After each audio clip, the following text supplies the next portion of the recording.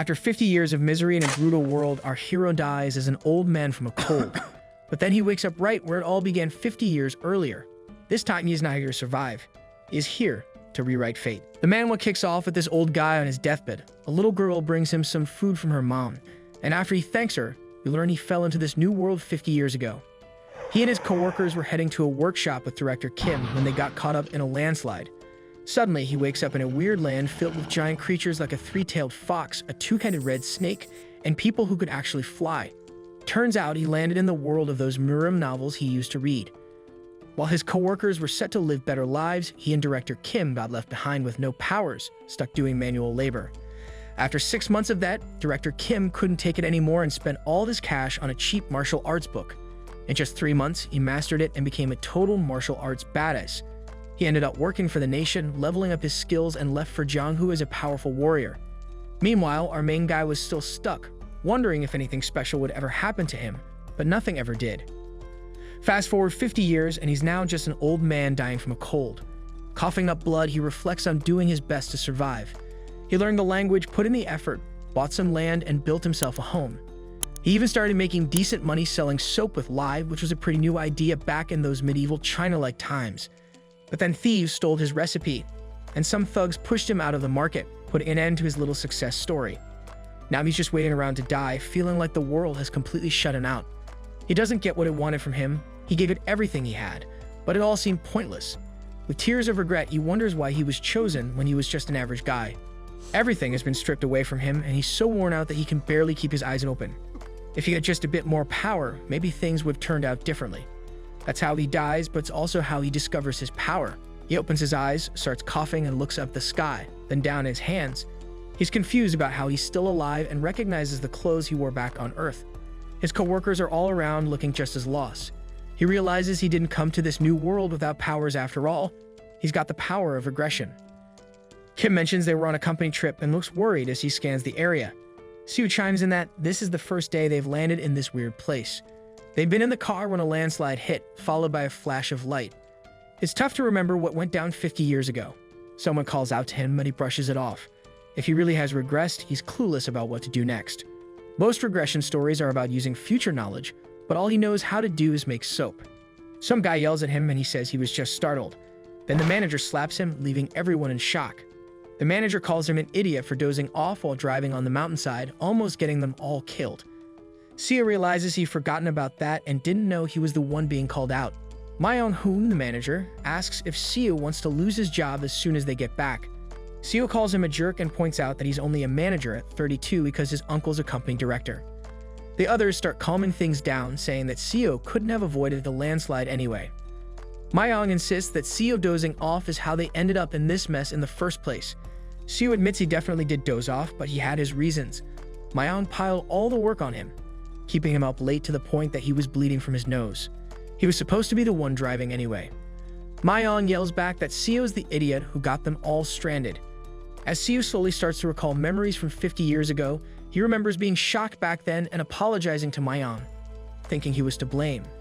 After that, he spent the next 5 decades just saying sorry, even when bandits stomped all over him and stole his stuff, when a martial artist made fun of him, or when officials took everything for taxes. After all those years of holding back, he finally figured out that he only needed to keep cool around the people he couldn't handle. He stands up and tells Myung that he gets why he's angry, but now's not the time to point fingers. Myung then throws a punch right in his face, asking if he wants to fight. Seo replies that he doesn't have to kneel to people he can't handle. He throws a punch that sends Myung flying, and everyone's stunned as he hits him again. Seo slams Myung's face into the ground and declares he's got something others don't, pure violence. Hitting someone in the eyes just makes their fear worse. After a beating like that, only 2 words slip out automatically. Myung starts apologizing non-stop, saying he's sorry over and over again. Seo tells him point blank that he doesn't have any legendary gifts or martial arts skills to make him famous, but he does have the power to change his fate. As Myung starts holding his head, manager Kim walks up to Seo, asking how he could do that to his own colleague. Seo admits he got heated and sorry if he surprised them. He adds that he won't see them again until he dies, bows, and apologizes for being the one driving. Kim chimes in, saying Myung was tough on him. And while Seo couldn't really do much, he still went a bit overboard and should directly apologize to Myung. Seo agrees, saying he'll keep seeing Kim and that he's right about it. Kim is going to be one of the best martial artists once he starts training. If Seo backs him now, he'll definitely get something out of it later, so he should stay on his good side. He reaches out to Mayong to apologize, saying he was dramatic. Mayong looks like he's about to let loose, but then sees Seo's face and gets uneasy instead. Later, Kim suggests they try to get out of the woods and look for a village. Seo thinks that makes sense, but in this place, common sense doesn't really apply. Immortals are flying around, trying to hold onto their immortality, and here the only rule is the strong eat the weak. People will gladly fight for wealth and honor, and this forest is known as the Ascension Path. There are no villages, cities, or nations anywhere nearby. Seo tells the crew the sun is setting, and they need to find a safe spot to set up camp. Kim agrees. They toss around the idea of using the car since they packed a lot for the workshop. Seo says that's pointless since they're not going to find it. He knows they won't believe him, so he lets them search instead of arguing. He suggests splitting up. One group looks for shelter, while the other searches for the car, and they'll meet back before dark. Later that night, they find a rocky overhang with a fire, and someone wonders how they ended up here after the landslide in the car, and the car is just gone. Kim says he's just as confused. While they're eating, someone mentions that the food tastes like chestnuts, and Seo says they can eat as much as they want. He has plenty. Kim laughs, saying it's a serious situation, but thanks to Seo, they're having a good time. They knew he was reliable back at the company. And if he remembers right, Seo was pretty wiped out while driving because he was working late the day before, and they knew it was Mingo's fault. One of the women agrees, saying their manager really puts in the effort.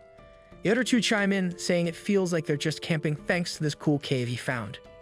In his past life, they didn't find this spot until they had been lost in the woods for hours. He tells them he was just lucky.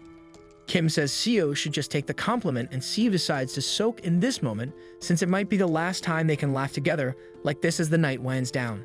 Later, Seo looks really scared and greets the Lord of the Forest, while a giant fox comments on how humans like them are pretty unusual. Even after thousands of years, the fox has never smelled anyone like them. One of the women wakes up confused about all the noise outside, and they all scream when they see the monster.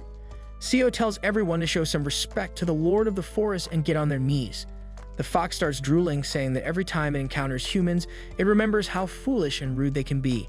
Normally, it would tear them apart, but since one of them seems to know the proper way to behave, it'll let them off the hook this time. However, they have to pay the price for being in its territory, and if one of them offers an arm, they can stick around.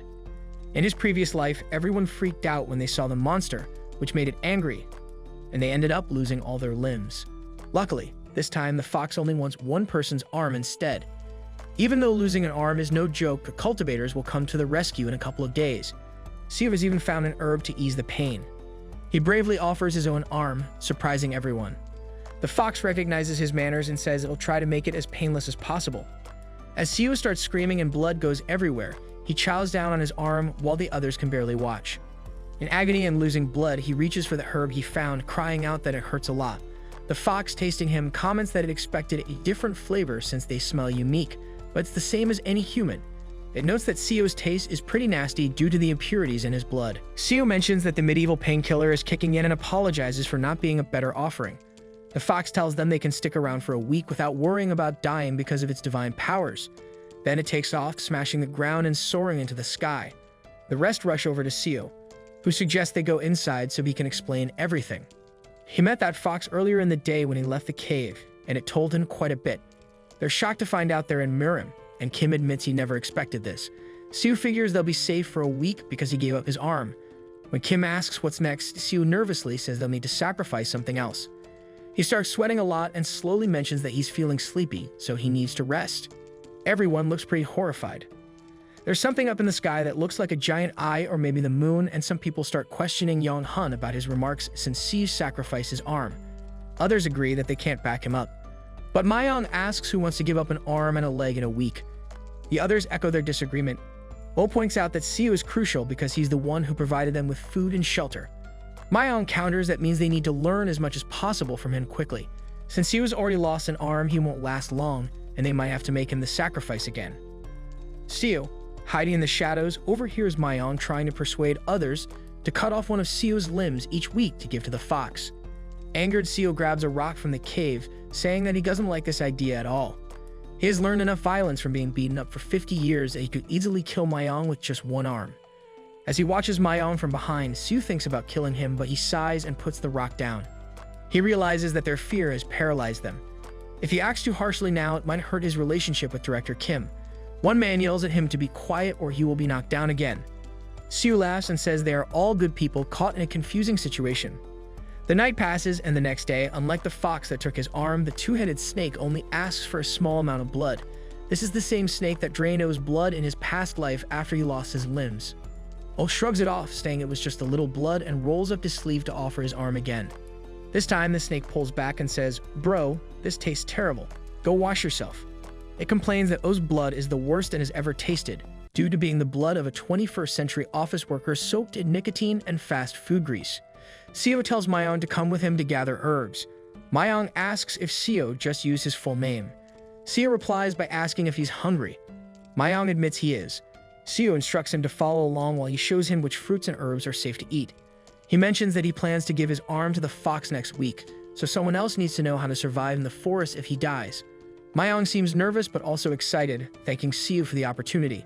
Seo wonders why Mayong is so easily fooled, knowing the fox won't return, and that this knowledge will not help him. Later, Seo yells at Mayong to focus, asking how many times he has to say that picking the wrong fruit can kill him. He wants to make sure Mayong understands and continues to teach him how to forage. After some time, Mayong sits down, saying he needs a break from digging. Seo mentions this was the same punishment he received when he first joined the company. He tells Mayong to hurry up and finish before it gets dark. They keep digging and eventually find a large ginseng root. Mong-hun is shocked and exclaims it's huge. Seo agrees it looks like ginseng, but actually, it's a yellow bamboo root. It grows large in this forest because of the ascension path. Though it isn't useful for cultivators, it is valuable for martial artists to boost their ki, so they should bring it to Director Kim. They find 2 more roots and Mayong gets excited, asking if it's really okay to dig this much. Seo confirms it is and tells him to use his shirt to carry the roots. Suddenly, they notice something in the distance. Seo tells Mayong it's time to head back. What they see isn't a storm, but a collision of forces in the air, creating a shockwave that knocks Mong-hun down, along with others who scream from the pressure. Kim looks around in shock as several immortals fly overhead. One of them expresses surprise at finding such raw talent among them. Another refers to someone named Byoko and says these people belong to him. The muscular one, who is actually Hiwak, calls Byoko shameless. Kim asks who these people are. The cultivators continue their conversation. Hiwak mentions that only 3 have spiritual roots, while the rest are ordinary humans. Byoko stretches out his hand and forms a giant yellow orb. He blasts Mong-hun with it, calling the attack Heavenly Golden Thunder. Hiwak, revealed to be a woman, says it's her turn. She plays a tune that makes a woman feel intense pain until she screams. Hiwak states it's the ghostly yin transforming a mortal root, expressing disbelief that it actually exists. The muscular warrior approaches O and tells him he has a unique body. He says he will take 3 of them as disciples to their sect, explaining that they can change the world. He asks O how that sounds. O struggles to breathe and realizes that if he refuses, he will die. Hiwak suggests going to Black Ghost Valley instead. Byoko adds that they can give him the power to overturn the heavens and promises that he will gain everything in 100 years. While they argue over who will take and Mong-hun passes out. Hiwak carries a woman and Kim urges them to get everyone out of the forest before they die. Bajo opens a gourd and mocks how mortals worry, then begins pulling Mong-hun into it, questioning how weaklings like them made it this far. The muscular warrior picks up O and notices he lost an arm to the fox. Seeing his wound, he offers to replace it. Siu thanks him. The warrior explains that they cleared the path and captured all the beasts, ensuring the forest will be safe for the next 10 years. Kim asks where they are going since they don't know the way out. He calls out to Mong-hun and the woman who is manager Kang. Siu mentions that the same thing happened 50 years ago. No matter how hard they shouted, they were ignored, but at least he got his arm healed. Kim starts to panic, wondering what they should do in the forest as shooting stars fly overhead. He asks if something is in that direction. The next day, a storm hits the cave. One woman coughs up blood while another cares for her. She tells Seo that the sick woman, also with the last name O, is in bad shape and asks for a herb to help her. Seo replies that they need to wait longer as someone might come to heal her. As he looks at the cave entrance, footsteps approach. A man says that mortals on the ascension path are like ants struggling in a competition between dragons. Kim is surprised and asks who they are. The man smiles and introduces himself as the Sea Dragon King, Siu Yo. Later, they ask what he means by control the storm. He explains that he came because the storm appeared suddenly, and he wants to find out why. It seems the woman on the ground is the source of the storm. She looks like an ordinary woman with no sign of special abilities, so how can she have such great power?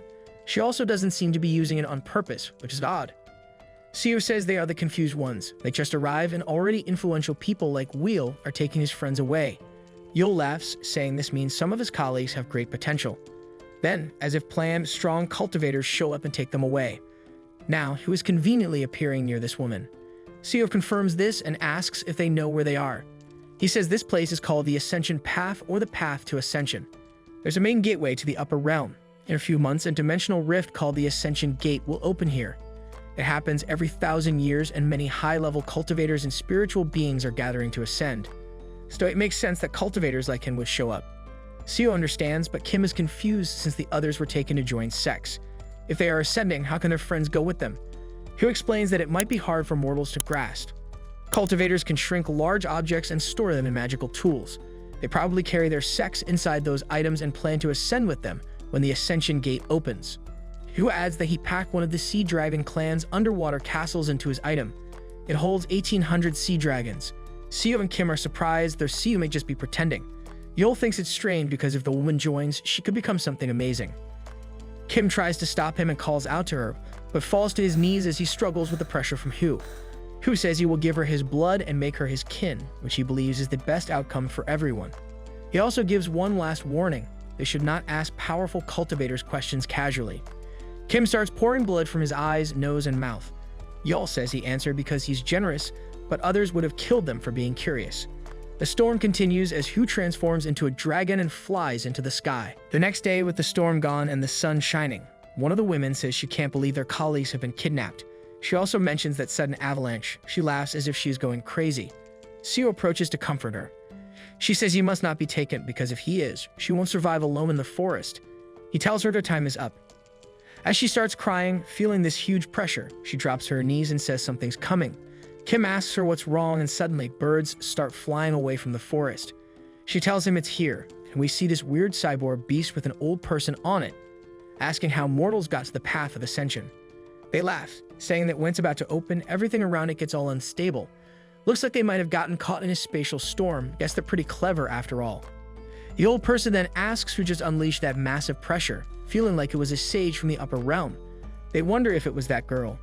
Kim tries to step in, saying she's one of them, but gets tossed away like it's nothing.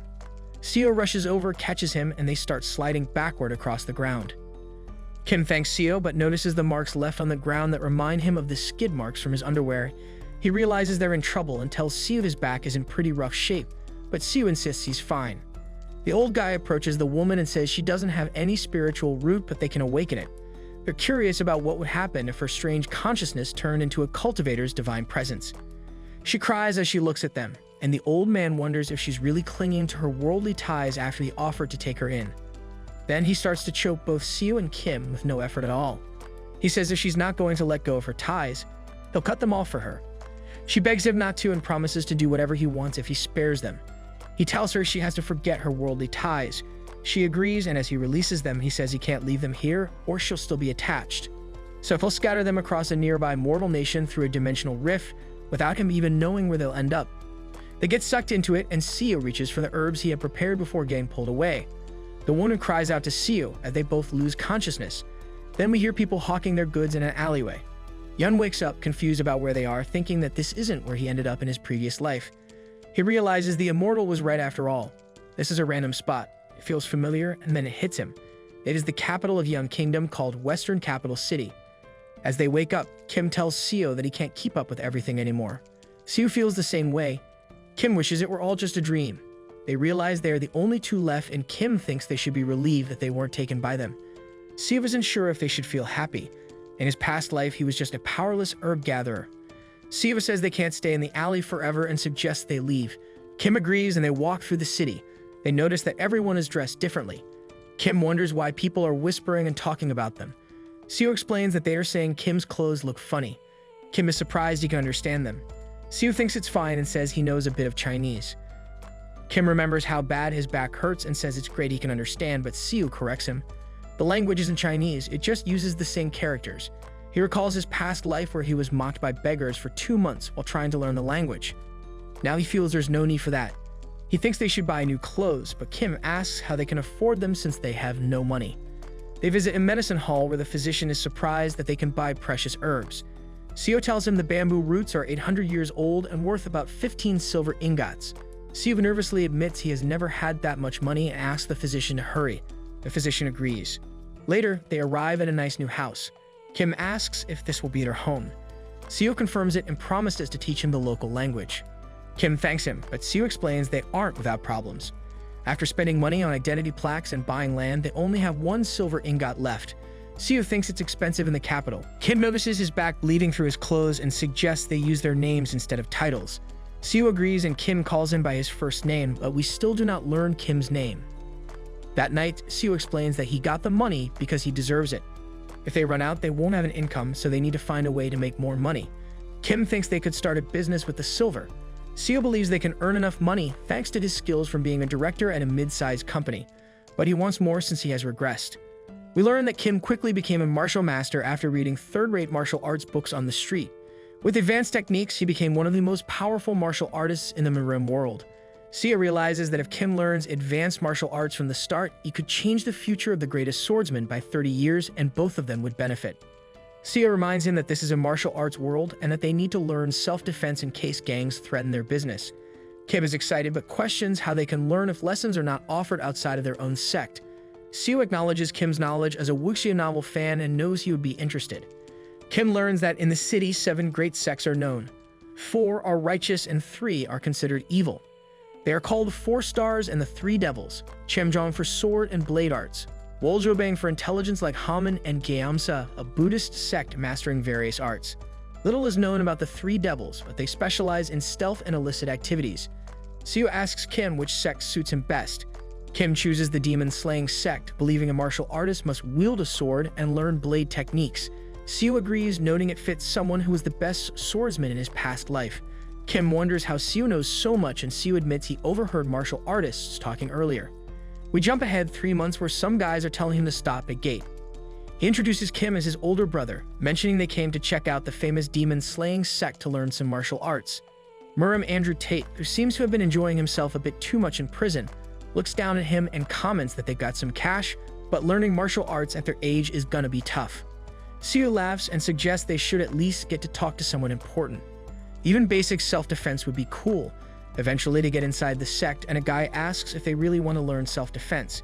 Seo says yes, showing off a whole case of silver, insisting he wants the best there is. The guy mentions that he could join as an external disciple, but there won't be any special treatment just because of their donation.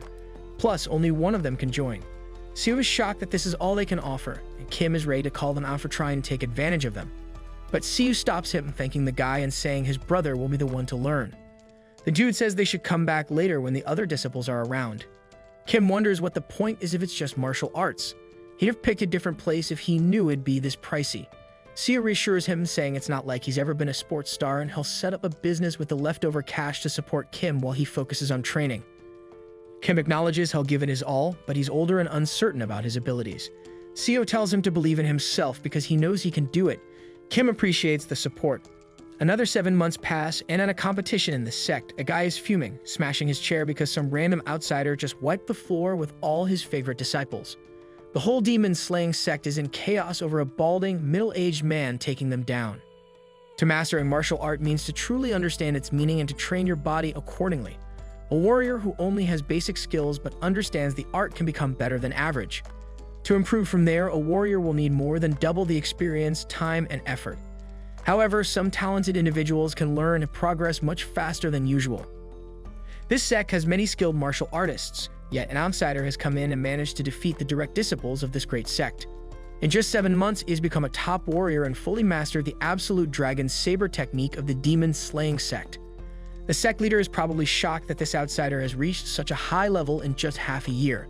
To others, it seems their traditions are failing against this one man, who is now telling everyone to capture him. He is now heavily guarded in a building, and Seo is present, explaining that an outsider skilled enough to be an elder of the sect has caused chaos. In this strange situation, he has been imprisoned, and people even suspect him of being a spy for another sect. He doesn't understand why he is considered suspicious, since he doesn't know any martial arts. He asks Kim if he is worried. Kim laughs and asks about what. Seo mentions the suspicion of him being a spy because novels often show them destroying someone's ki core to cut off their abilities. Kim agrees but feels he is on the verge of breaking through to the next level. If he succeeds, he will move up quickly. Seo is amazed and calls Kim a monster.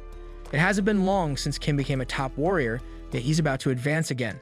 The next level is called Martial Peak, which is where the leaders or elders typically stand.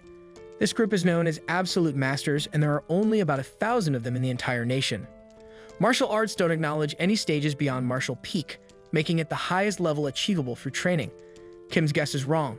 At this rate, the rise of the greatest swordsman in the world will happen 40 years earlier than expected. A week later, he sits in meditation with 3 lotuses blooming above him. He exhales, releasing blue energy. Seo mentions this is a sign of high-level martial artists known as 3 flowers gathering at the summit.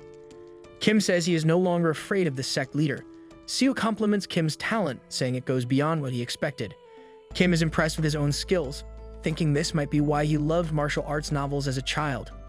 A man approaches and says they have orders from the sect leader to destroy Kim's chi core for stealing martial arts. Kim finds this funny, but Seo raises his hands and insists he is not a spy. Before he can explain, they punch him in the face, misinterpreting their Korean conversation as a code. Kim draws his blade and cuts the man's wrist, making him drop his sword. Kim says this is his first encounter with a sect. Andrew Tate asks how Kim dares to do this, but Kim quickly cuts everyone around him on the wrist. Realizing he is a top-level martial artist, they run away to inform the sect leader, leaving behind a room full of swords and blood. Kim decides to visit other sects for training and asks Seo what he wants to do. Seo wants to go along and suggests they head to the unorthodox sect, the dragon-fighting stronghold. Kim laughs and tells him to meet him there since he will deal with the elders and their leader.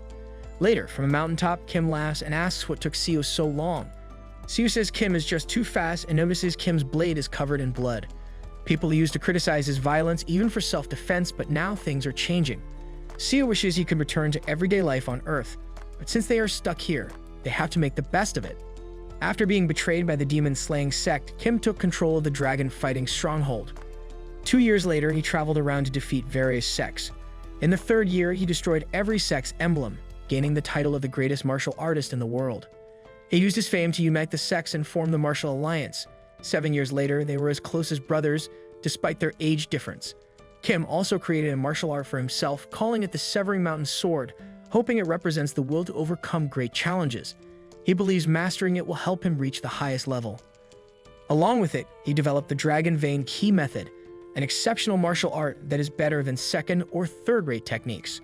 However, there was one issue. Seo collapses to the ground and Kim remarks that it's sad. Seo lacks talent. Even after a year of one-on-one training with the best martial artists, he barely reached a 3rd-rate skill. Seo admits he has some talent in medicine. Kim says people have different strengths. As decades pass, one day Kim sees 5 flowers on his head. Seo recognizes it as the 5 energies converging to the Origin, a legendary level. Kim starts to glow with a unique light.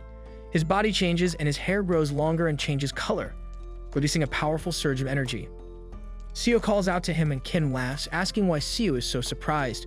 Now he can truly call his hair beautiful as he has undergone a bone replacement procedure. Kim's body is full of mana, and our hero notices that he looks even younger than him. Kim laughs and feels alive, saying he could do anything. Our hero adds that the world will be surprised by Kim's transformation. Kim thinks it's time to pass the Merem Alliance to a new leader, but our hero says no one stands out. The leader needs to be strong in martial arts, yet none of the disciples truly understands it. This makes sense since Kim's skills are far above everyone else. There isn't another genius like him. As Kim watches the disciples practice, he sighs. He feels there are no truly talented people among them. If there were, he would have shared his knowledge long ago. 35 years have passed since our hero started his new life in his hometown. Now in his mid-60s, he spends his quiet days writing letters to Kim and wondering what he is doing. He remembers giving up the role of Merem Alliance leader a year after his transformation and retiring quietly. He had hoped that Kim would retire with him and restore order to the Alliance, but that didn't happen. Kim stayed on as the strategist much longer than expected. He says he wants to travel the martial world and explore the Yun Kingdom. Perhaps that's why he never attended the retirement ceremony. The old man sighs and goes outside. He bought his house with retirement savings, hoping for peace, but it now feels too big to live in alone. Suddenly, someone jumps into the garden. The old man, startled, shouts to ask who it is. It's Kim, covered in dust and breathing heavily. The old man frowns and asks why Kim looks like a beggar and where he has been. Kim drops to the ground, exhausted. The old man senses something is wrong and asks if something has happened. Kim says he always believed he was very talented in martial arts, The old hero replies that if he isn't a genius, then who is? Kim agrees but says that while he may stand out in the Yun Kingdom or among ordinary people, he is not so sure now. His confidence is shaking when faced with the unknown. Kim tells the old man he has been fighting the cultivators, the same ones from 35 years ago who kidnapped their friends. He explains that these cultivators rarely show themselves but secretly influence the Yan imperial family, manipulating the kingdom from the shadows. The old man remembers when the Merim alliance was formed and grew strong in the Yun Kingdom. Hidden forces started to interfere more. Kim was angry, but fighting back could mean going against the whole nation. To protect the alliance, they had to obey. This is when Kim stepped down as the leader. Alone, he wandered the Yun Kingdom looking for cultivators. Kim says they are nearly impossible to find. When he does locate them, they often disregard him and say he's not worth fighting. They disappear like mist or illusions and always escape before he can attack. 5 years ago, he finally got the fight he wanted. A cultivator stood before him, ready to battle. The old man leans forward and asks if Kim won. Kim nods. The old man smiles and says if Kim had fought like that while leading the alliance, he would have been shocked. But Kim explains that even though he fought for his life, the cultivator had reached the key condensation realm. All he managed was a scratch on the cultivator's fingertip. The old man is surprised. Kim shares that the cultivator told him if he could even graze him, it would count as a win. So in that sense, he felt victorious. Still shocked, the old man asks if a key condensation cultivator is one of the 10 great masters. Kim says no. The cultivator claimed to be ranked second from the bottom. He is a second-rate warrior, according to martial standards. This surprises the old man even more. He knows how scary cultivators can be from both his lives. Kim's martial skills are impressive. He can walk in the sky and cut through tough materials like coal and steel easily. But all he could do was scratch someone who is considered weak. Kim feels like he has been a frog in a well. Martial artists like him cannot compete with cultivators. They are like walking natural disasters. The old man stays silent, still in shock. Then Kim takes something from his pocket. He reveals today he cut the wrist of that same cultivator and holds up a severed hand. The old man asks if this means Kim's skills have surpassed those of the cultivator. Kim shakes his head. The truth is less grand. The cultivator had used a talisman, and when activated, his hand came off on its own. Kim stands up, saying this might be the end of his martial journey. Siu looks at him confused and asks what he means. Kim explains he only came to say goodbye. The cultivator had been impressed by Kim's determination and invited him to join his cultivation sect. Kim would start at the bottom as the youngest disciple. Siu was shocked because becoming a cultivator is a path to immortality. Kim once said it was impossible without spiritual roots. Kim explains that while cultivators are born with roots, ordinary people can still aim to develop them. By breaking through the 5 chi realms that match the elements, they might reach the beginning stage. Then Kim flicks his sword and opens a portal. He steps toward it, ready to pursue a higher realm. Before leaving, he tosses back a book. It is his final gift. He tells Seo to take care and disappears. Seo calls out, but Kim doesn't look back. Seo looks down at the book, which contains techniques to surpass cultivators. He grips it tightly and bitterly wonders where Kim has gone, leaving him behind. Time passes again. Seo is feeling really sick, and it seems like death is creeping up on him again. It's crazy to think that 15 years have gone by since he got a second chance at life, and now he's going to kick the bucket from a cold, just like before. He spits out blood and curses his fate. No matter how hard people try, they can't escape their destiny. The only things that change are the place he's in and the bed he's lying on. The day he dies is always the same. He's done everything he could in this new life without looking back and letting regret consume him. He was so focused on his goals that marriage never even crossed his mind. He married the martial sects of the Yuan Kingdom and amassed all the wealth and honor anyone could dream of. But in the end, he's still left with that nagging regret. He wonders if he had just pushed a little harder or fought a bit more, could he and Kim have reached the heavens together? Blood seeps from his lips as his body shakes. He feels powerless, his teeth chattering, and his vision starts to blur. It's such a shame. And just like that, his second chance is over. Thanks for watching, everyone. Don't forget to like, subscribe, and I'll see you in the next one.